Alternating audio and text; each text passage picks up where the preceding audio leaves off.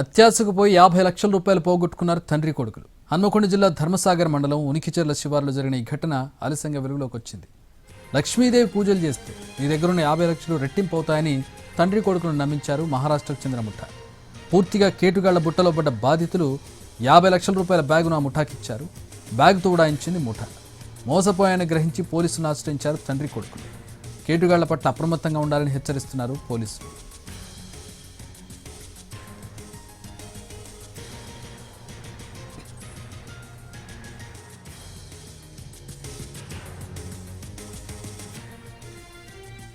యాభై లక్షల రూపాయలు పోగొట్టుకున్నారు తండ్రి కొడుకులు. హన్మకొండ జిల్లా ధర్మసాగర్ మండలం ఉనికిచెర్ల శివారులో ఈ ఘటన జరిగింది.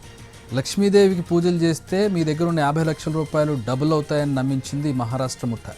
వాళ్ళ మాటలు నమ్మి 50 లక్షలు డబుల్ చేద్దామని చెప్పి బ్యాగ్లో 50 లక్షలు పెట్టి వాళ్ళ చేతికి ఇచ్చారు. ఆ ఇవ్వగానే ఆ బ్యాగ్ పట్టుకుని ఆ ముఠ ఉడాయించింది. అత్యాశకు పోయి డబ్బులు డబుల్ అవుతాయని, బంగారం డబుల్ అవుతుందని నమ్మి మోసపోవద్దంటున్నారు పోలీసులు.